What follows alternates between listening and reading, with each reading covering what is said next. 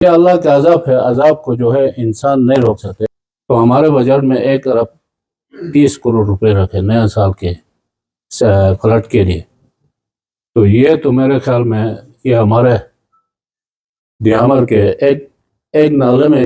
اس سے زیادہ نقصان۔ اس میں یہ نہیں کہ لوگوں کی زمینیں، لوگوں کے جو گھر گیا وہ چھوڑو، جو گورنمنٹ کے انسپیکٹر وہ کیا ہے، جو روڈ گئے ہے، بجلی خراب ہوا ہے، آپ کے پاور ہاؤسز خراب ہوا، آپ کے واٹر سپلائی، ان کو بحال کرنے میں اربوں روپے لیں گے لے کے نزدیک لے کے گیا۔ اور آپ جو ہے ادھر سرکار کو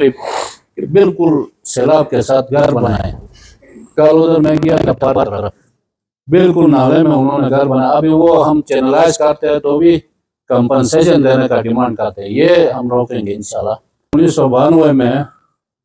جو ورکنگ پلان پر ورکنگ سکیم کے اوپر پابندی لگی،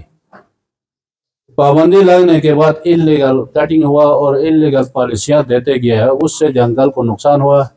اگر صحیح طرح سے ورکنگ پلان کے تحت کام ہوتا ہے تو جنگل کی گروتھ بڑھتا ہے اور وہ کم نہیں ہوتا ہے۔ حالیہ بارشوں سے گلگت بلتستان کے تقریباً 6-7 ضلعوں کو متاثر ہوا ہے، اور ان میں جو ہے سب سے بڑا سیلاب تھک نالے میں، آپ کو پتہ ہے تقریباً 8-9 کلومیٹر پورا ایریا جو ہے وہ ان کا جو کیج روڈ ہے ان کو بلاک کیا، اور تمام نالوں میں سیلاب آ کے گھر گیا ہے اور فصلیں گیا ہے، واٹر سپلائی خراب ہوا ہے اور بجلی جو ہے وہ کٹ گیا۔ تو اس حوالے سے میں آج آپ کے وساطت سے وزیر اعظم پاکستان آرمی چیف کو بھی، چونکہ میں نے خط بھی لکھا پی ایم سیکریٹریٹ کو یہاں جو تباہی ہوا، تو آج آپ کے وساطت سے میں یہ کہنا چاہتا ہوں کہ گلگت بلتستان کے یہ جو سیلابی گزشتہ 8 دن سے تقریباً 8-9 دنوں سے بارشیں مسلسل ہو رہا ہے، تو آئے دن جو ہے ہر ایک ضلع میں کوئی نیا واقعہ ہو رہا ہے۔ تو اس حوالے سے میں آپ کو جو فی الحال آج تک جو ہمارے ساتھ رپورٹ ہے وہ آپ سے شیئر کرتا ہوں، کیونکہ پورا جی بی میں کوئی 10 اموات کا ہمیں رپورٹ ہوا ہے، 7 جو ہے وہ تھک نالے میں ہے، 2 بچے تھور نالے میں شہید ہوا ہے اور 1 استور میں، یہ ملا کے 10 اموات ہے اور 4 جو ہے زخمی ہے۔ اسی طرح کوئی 300 مکان جو ہے وہ فل ڈیمیج ہوا ہے اور 200 کے قریب جو ہے وہ پارشل ڈیمیج ہے، اور اس کے علاوہ یہ تقریباً 30 اور 40 کے درمیان مختلف گاؤں میں چینل تباہ ہوا، اور واٹر سپلائی بھی تقریباً 20-30 گاؤں میں واٹر سپلائی مکمل تباہ ہوا۔ اسی طرح روڈز کا ہمیں جو ابھی تک سرسری رپورٹ آیا جی بی ڈی ایم اے کی طرف سے، وہ میرے خیال میں 15 سے 20 کلومیٹر یہ فی الحال کا رپورٹ ہے، فائنل جو ہے وہ یہ بڑھ سکتے ہیں۔ تو اسی حوالے سے جو نقصانات کا ہم سرسری اندازہ کرتے ہیں تو یہ 15 سے 20 ارب سے اوپر جا رہا ہے۔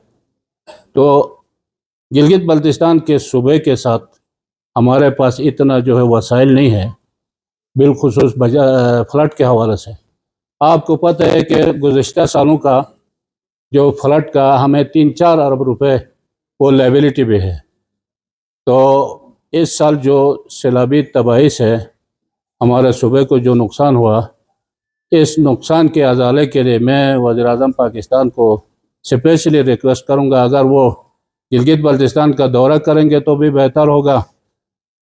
ورنہ ہمیں مالی کم از کم 6-7 ارب روپے ہمیں اس فلڈ کے حوالے سے ملیں گے، تو ہم اپنے صوبے کے جو ہے بہت ضروری چیزیں جو روڈ اور بجلی، واٹر سپلائی اور چینلز، ان کو ہم بحال کریں گے۔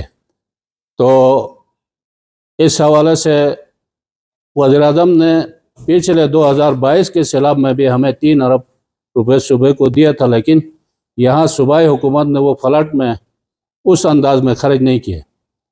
سوائے گزر میں بوبر کے علاقوں میں دیا، باقی میرے ضلع میں ابھی تک گھروں کو بھی پیمنٹ نہیں ہوا، اور جو فلڈ لگا تھا اس کا بھی پیمنٹ ابھی تک نہیں کیا ہے۔ تو میں آپ کے وساطت سے آج کا پریس کانفرنس کا اصل مقصد بھی یہ ہے کہ جو نقصانات ہوا وہ ہمارے صوبے کے مالیاتی گنجائش سے باہر ہے، تو وفاق سے بھی ریکویسٹ ہے، اور میں آپ کے واسطات سے جو ہمارے این جی اوز ہے، جو فارن این جی اوز ہے اور پاکستان کے لوکل این جی اوز ہے، ان کو بھی استطلاع کروں گا کہ وہ ہمارے صوبے کے ساتھ